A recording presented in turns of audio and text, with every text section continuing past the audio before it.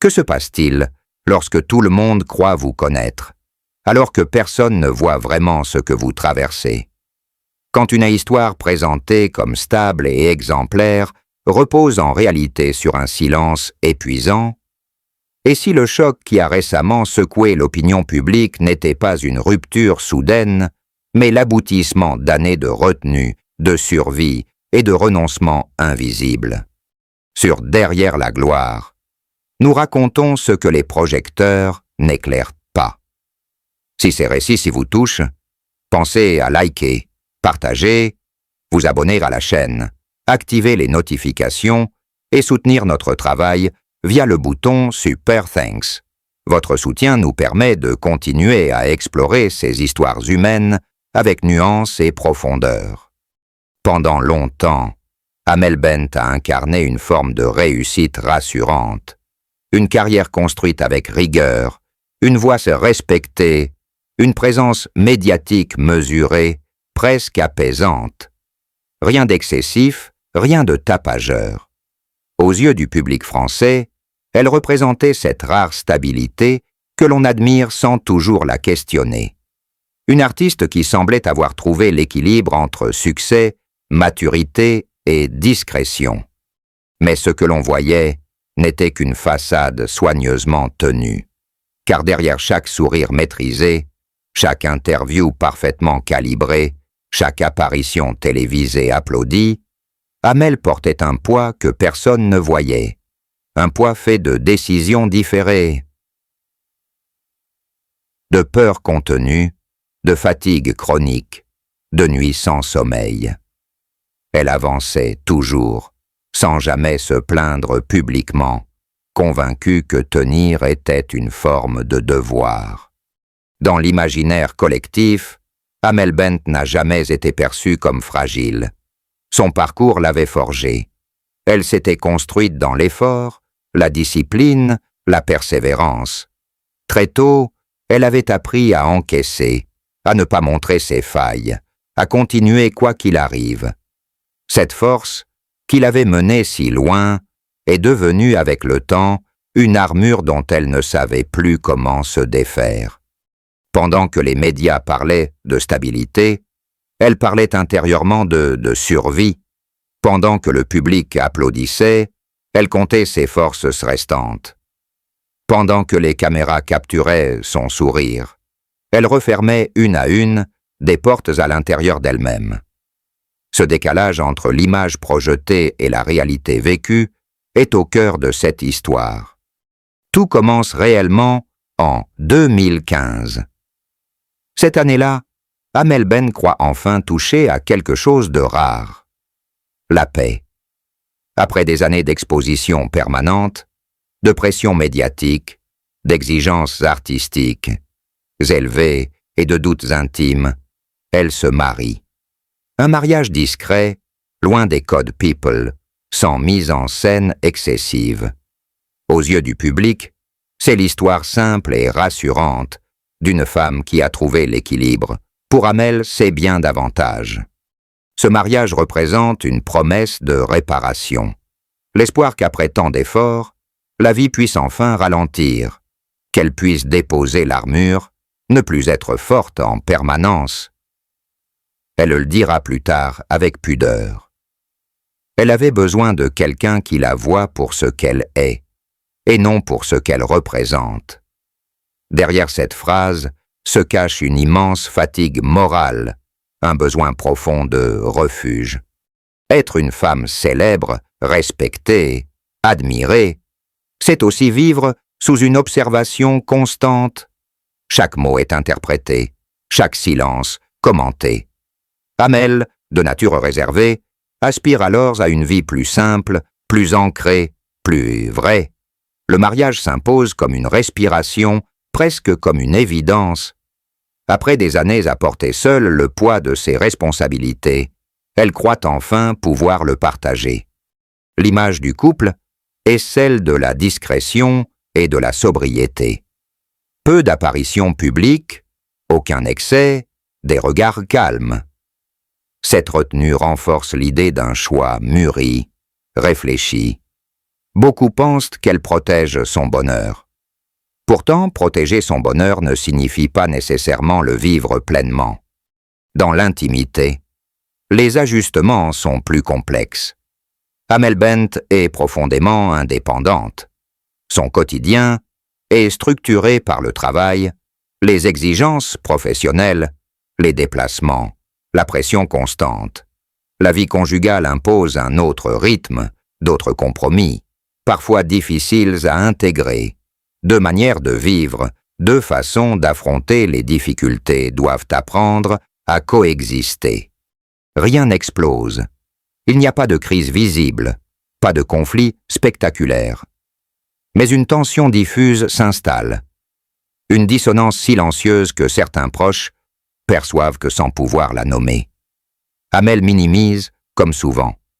Elle se dit que c'est normal, que l'amour se construit dans l'effort, que chaque couple traverse une phase d'adaptation. Et surtout, elle veut y croire. Parce que ce mariage incarnait bien plus qu'une relation. Il porte l'espoir d'un nouveau départ. Mais très tôt, un malaise apparaît, une fatigue qui ne disparaît pas, un sentiment étrange, celui de devoir rester solide, même à la maison. Elle pensait déposer l'armure. Elle l'a simplement transformée. Rien n'est encore dramatique, rien n'est irréversible, mais les fondations sont fragiles. Et surtout, personne ne le voit. Ce qui se joue alors est invisible. Une accumulation lente, des renoncements silencieux, des attentes déçues sans être formulées. Amel continue d'avancer, fidèle à ce qu'elle a toujours fait. Tenir, supporter, ne pas montrer. Elle croit encore que le temps arrangera ce que l'on n'ose pas affronter. À ce moment précis, elle ignore qu'un élément extérieur, brutal et incontrôlable, va s'imposer dans sa vie et bouleverser définitivement cet équilibre précaire. Un choc qui transformera progressivement ce qui devait être un refuge en une épreuve quotidienne. Mais pour l'instant, rien n'est encore visible. Seulement cette sensation diffuse que quelque chose ne fonctionne pas comme prévu et que tenir devient déjà une habitude, presque une seconde nature. L'équilibre déjà fragile bascule sans prévenir. Ce n'est pas une dispute, ni une crise conjugale ordinaire. C'est un événement extérieur, brutal, impossible à négocier. Un mot surgit soudain dans la vie d'Amel Bent. Un mot froid, administratif, déshumanisé. Procédure judiciaire. Rien ne prépare vraiment à cela. Encore moins lorsqu'on est enceinte. Encore moins lorsqu'on a construit sa vie sur la stabilité, le contrôle et la retenue. Du jour au lendemain, ce qui relevait jusque-là de l'intime devient public. Convocation, audience, délai, décision, une machine lourde se met en marche, indifférente aux émotions, aveugle aux fragilités humaines. Amel se retrouve au cœur de cette tempête sans l'avoir choisie. Officiellement, elle soutient son mari. Elle le dit, elle l'assume, elle y croit même. Mais derrière cette posture digne se cache une réalité beaucoup plus violente, la peur. Peur pour l'avenir, peur pour l'enfant à naître, peur de l'exposition médiatique, peur de voir sa vie privée disséquée, commentée, jugée par des inconnus. Pour la première fois, Amel comprend que son couple ne lui appartient plus totalement.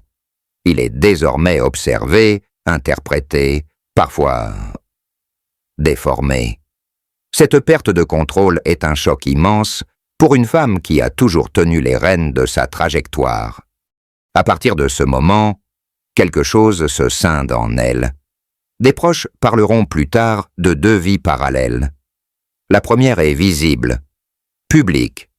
Elle continue de chanter, de sourire, de répondre aux interviews. Elle apparaît calme, professionnelle, maîtrisée. Elle rassure tout le monde. La seconde est invisible. C'est celle des nuits hachées, des pensées obsédantes, des silences lourds, des décisions prises seules. car dans ces moments-là, quand c'est là. Maman, et entoure. On essaie profondément seul. Être enceinte dans un climat d'incertitude judiciaire n'est pas une épreuve anodine. Le corps encaisse, mais l'esprit vacille. Amel tente de protéger ce qui grandit en elle, tout en absorbant une pression que rien ne vient réellement alléger. Elle se tait encore, par pudeur, par nécessité, par instinct de protection. Les critiques apparaissent sur les réseaux sociaux. Certaines sont violentes, d'autres insinuantes. On lui demande de se positionner, de s'expliquer, de choisir un camp, comme si une situation aussi complexe pouvait se résumer à une phrase. Amel refuse le bruit. Elle refuse la polémique. Elle choisit le silence comme on choisit un abri.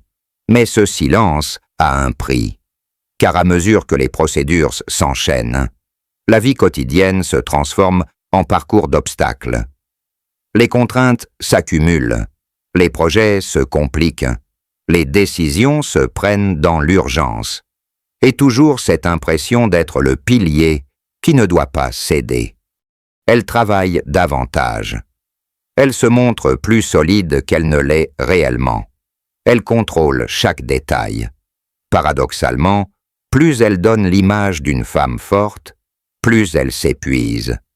Des proches décriront plus tard une Amel tendue, moins spontanée, jamais effondrée, mais en état d'alerte permanent, comme si chaque journée était une bataille silencieuse à gagner pour maintenir un semblant d'équilibre. Le cauchemar ne fait pas de bruit. Il n'y a ni cri ni scandale, seulement une lente érosion. Car aucune histoire d'amour, aussi sincère soit-elle, n'est conçue pour supporter indéfiniment une pression judiciaire, médiatique et émotionnelle aussi lourde. Et pourtant, Amel tient. Elle tient pour son enfant. Elle tient pour son couple. Elle tient pour l'image qu'elle croit devoir préserver. Sans s'en rendre compte, elle entre dans une période où l'on survit plus qu'on ne vit. Les années passent, et la situation judiciaire ne se résout pas rapidement. Elle s'étire, s'alourdit, impose son rythme à toute la famille. Chaque audience, chaque décision, chaque contrainte devient une pierre de plus sur les épaules d'Amel. Progressivement, un déséquilibre profond s'installe dans le couple. Sans qu'elle le formule clairement, Amel devient le pilier de tout. Pilier émotionnel, pilier financier, pilier logistique. C'est elle qui rassure, c'est elle qui anticipe, c'est elle qui amortit les chocs. Dans l'intimité, elle ne s'autorise plus à craquer.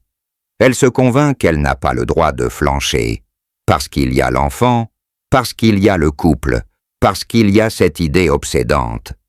Si elle lâche, tout s'effondre. Tenir à un coup. Ce coup, ce sont des émotions mises de côté, des colères avalées, des peurs étouffées. Amel développe une capacité presque mécanique à compartimenter sa vie. Un espace pour la scène, un espace pour les plateaux télé, un espace pour la famille, et surtout, un espace clos pour sa douleur. Mais ces compartiments ne se vident jamais, ils s'accumulent. Des proches parlent d'une femme qui fonctionne, mais qui ne vit plus vraiment, toujours en mouvement, mais est intérieurement figée. Elle sourit, mais son regard se voile parfois. Elle parle, mais avec moins de spontanéité. Elle rit, mais plus rarement, comme si même le rire demandait désormais un effort conscient. Le corps se commence à envoyer des signaux. La fatigue devient permanente, le stress marque les traits, l'énergie n'est plus la même. Pourtant, extérieurement, rien ne semble alarmant. Amel continue de travailler, d'enregistrer, de monter sur scène. Certains de ses plus grands succès naissent même durant cette période. Et c'est là tout le paradoxe. Plus sa vie personnelle se fissure, plus son exigence artistique augmente. comme si la création devenait le seul endroit où elle pouvait encore respirer. Mais cette performance permanente est épuisante. Créer dans la douleur, année après année, n'est jamais sans conséquence. À la maison, les tensions s'installent lentement, pas sous forme d'explosion, mais par une accumulation d'incompréhension, de reproches implicites, de silences prolongés. La communication se fragilise. Amel se sent responsable de tout, même de ce qui ne dépend pas d'elle. La culpabilité devient omniprésente. Culpabilité de ne pas pouvoir arranger la situation. Culpabilité d'avoir parfois envie de partir. Culpabilité de se demander si elle a fait les bons choix. Pourtant, elle reste, parce qu'on ne quitte pas facilement une histoire dans laquelle on a tant investi, parce qu'on espère encore, parce qu'on se persuade que demain ira mieux. Les années passent. L'épuisement devient structurel. Amel ne parle plus vraiment de bonheur. Elle parle de gestion, de résistance, de nécessité. Sa vie ressemble à un équilibre maintenu à bout de bras. Un proche dira plus tard qu'elle avait l'impression d'être le moteur qui ne devait jamais tomber en panne. Mais même les moteurs les plus solides finissent par surchauffer. Sans s'en rendre compte, Amel s'éloigne progressivement d'elle-même.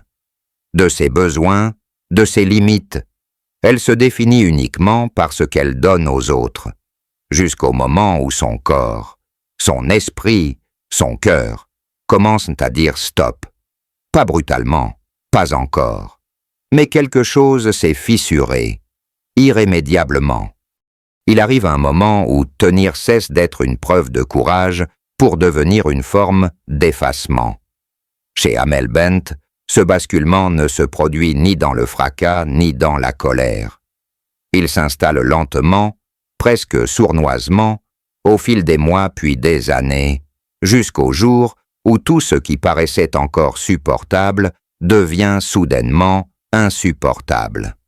À partir de 2021, selon plusieurs proches, quelque chose change de nature. La fatigue accumulée ne se contente plus d'épuiser, elle transforme. Les échanges au sein du couple deviennent plus tendus. Pas de violence visible, pas de scènes spectaculaires, mais une lourdeur psychologique permanente. Chaque mot semble peser, chaque silence devient accusateur, chaque désaccord se mue en tempête intérieure. Il y a ces nuits interminables où l'on parle jusqu'à l'aube, où l'on pleure, où l'on se reproche tout ce qui n'a jamais été formulé à temps. Et puis il y a l'inverse, des semaines entières de mutisme, de distance, comme si le silence était devenu la seule façon de ne pas se blesser davantage. Deux êtres qui continuent de s'aimer, mais qui ne parviennent plus à se comprendre. C'est à ce moment-là qu'Amel commence à regarder une vérité qu'elle repoussait depuis longtemps. Elle n'est plus simplement fatiguée. Elle n'est pas seulement stressée. Elle est malheureuse. Son corps le lui dit, son regard le trahit. Sa voix se charge d'une gravité nouvelle. Même son travail, autrefois refuge, devient plus difficile à porter. Elle continue pourtant, par habitude, par professionnalisme, par loyauté envers ce qu'elle a toujours incarné. Mais quelque chose s'est brisé à l'intérieur, une forme d'élan vital. Ce qui maintient encore le couple debout, ce sont les enfants. Amel Bent est une mère profondément investie. Depuis le début, elle a voulu protéger ses enfants du tumulte, leur offrir une enfance aussi stable que possible. Pendant longtemps, elle se persuade que rester est un sacrifice nécessaire, que la durée vaut mieux que la rupture, qu'un foyer imparfait est préférable à un éclatement. Mais à mesure que les tensions s'installent dans la maison, une question plus douloureuse émerge. Quel modèle transmet-elle à ses enfants? Celui d'une mère épuisée, d'un amour qui fait mal, d'une normalité construite sur la contrainte et la peur de tout faire s'effondrer? Selon un proche, Amel formulera un jour ce dilemme avec une lucidité déchirante. Si elle reste, les enfants grandiront dans le stress. Si elle part, ils grandiront dans l'incertitude. Ce tiraillement devient permanent. Il envahit tout. Chaque décision est lourde. Chaque projection dans l'avenir se heurte à la même impasse. Et pendant que l'équilibre familial vacille, la réalité judiciaire continue de peser, implacable, jusqu'au jour où tombe la condamnation. Ce jour-là, il n'y a pas de colère, pas de cri, pas de révolte, seulement une forme de résignation lucide. Amel comprend alors quelque chose d'essentiel. Elle ne peut plus porter un poids qui ne lui appartient pas. Elle réalise que l'amour, aussi sincère soit-il, ne suffit plus à compenser les conséquences d'erreurs qui ont redéfini toute leur vie. Un membre de son entourage racontera plus tard une scène marquante. Après l'audience, Amel s'assoit seule. 10, 15, peut-être 20 minutes de silence. Personne n'ose parler. Tout le monde sent que quelque chose vient de se briser définitivement. Ce n'est pas une décision impulsive. Ce n'est pas un coup de tête. C'est l'aboutissement d'un processus long, douloureux, étouffant. Pour la première fois, Amel accepte de regarder la réalité sans filtre. Elle parle à ses proches, elle consulte, elle met des mots sur ce qu'elle ressent. Elle reconnaît une vérité qu'elle avait toujours refusé d'admettre. Rester ne protège plus personne. Peu à peu, une pensée s'impose, claire, implacable. Si elle ne se sauve pas elle-même, personne ne le fera à sa place. Choisir la séparation n'est pas choisir la facilité. C'est choisir la survie. Une décision mûrie dans le silence, lourde de sens. Une décision prise par une femme qui a trop longtemps tout porté seule. À l'intérieur, le conflit est immense. Amel lutte contre la culpabilité, celle de briser une famille, celle de décevoir, celle de ne pas avoir réussi à réparer. Elle doute. Elle se demande si elle n'abandonne pas trop tôt, si elle n'aurait pas dû tenir encore.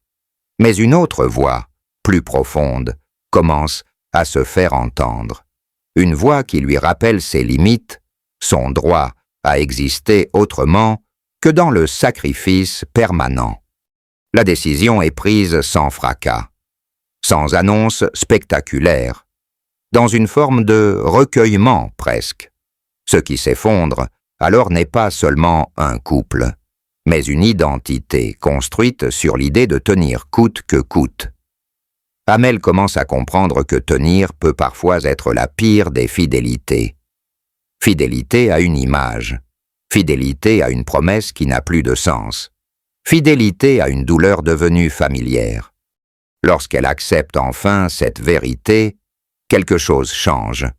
Ce n'est pas encore le soulagement, pas encore la liberté, mais une clarté nouvelle, douloureuse mais nécessaire.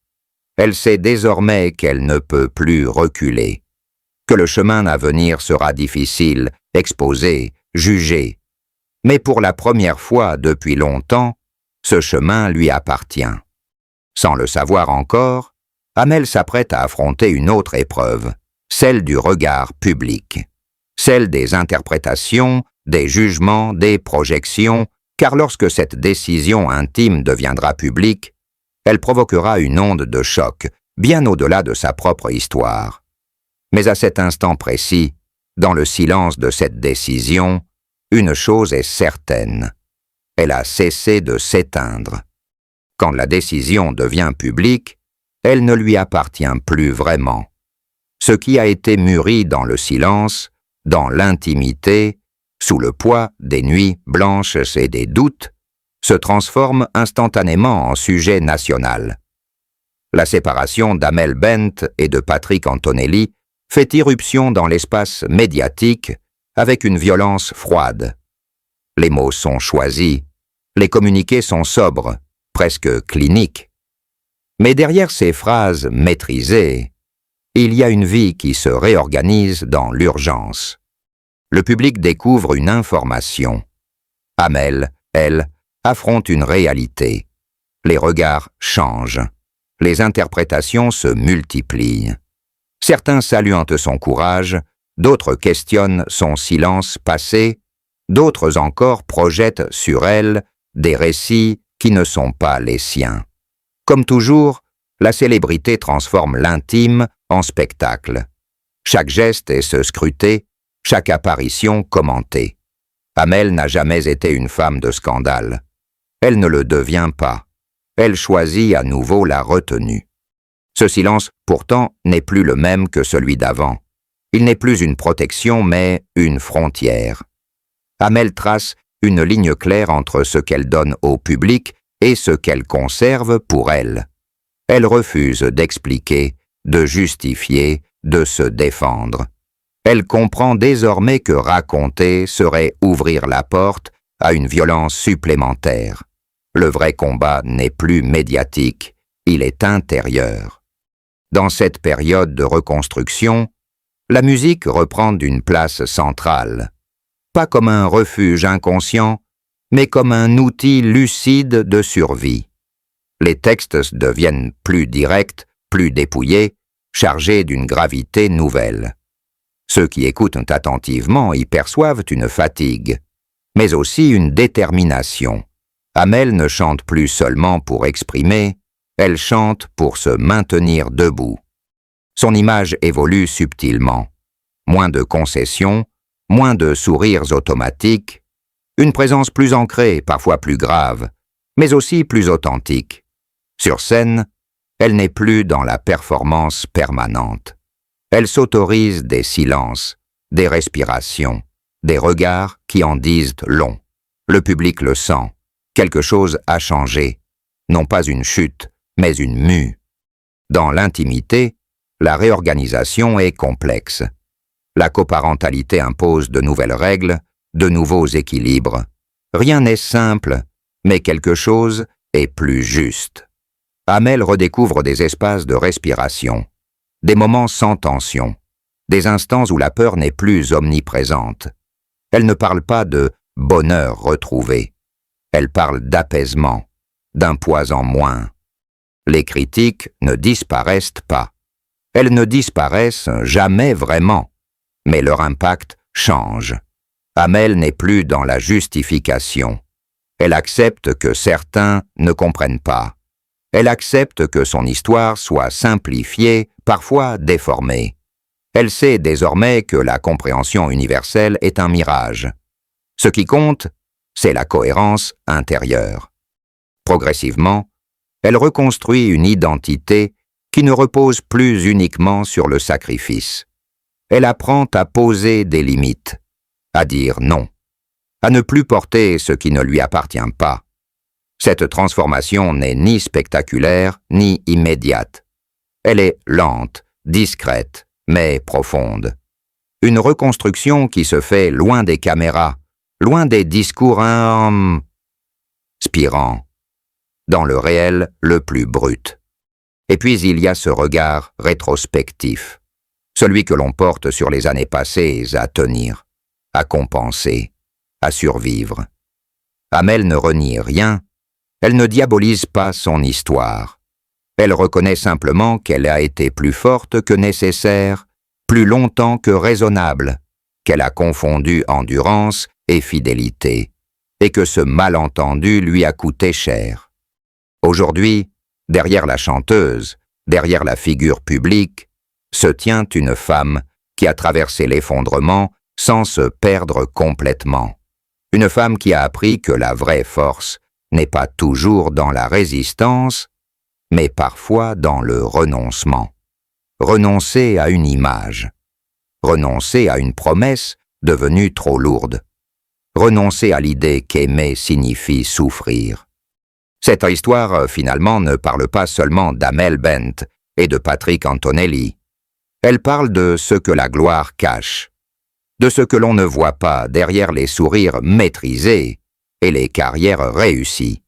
Elle parle de ces femmes qui portent trop longtemps dans le silence, et de ce moment précis où l'on choisit enfin de se choisir.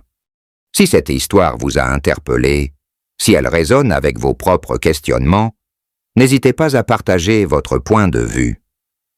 Derrière chaque récit public, il y a une multitude de vérités intimes. C'est précisément ce que nous explorons sur Derrière la gloire. Pensez à vous abonner à la chaîne, à activer les notifications pour ne rien manquer des prochains épisodes. Et si vous souhaitez soutenir notre travail, le bouton Super Thanks est là pour nous aider à continuer à creuser ces histoires humaines, complexes et souvent méconnues. La gloire est claire, mais elle projette aussi des ombres. Et parfois, comprendre ces ombres permet de regarder autrement celles et ceux que l'on croyait connaître.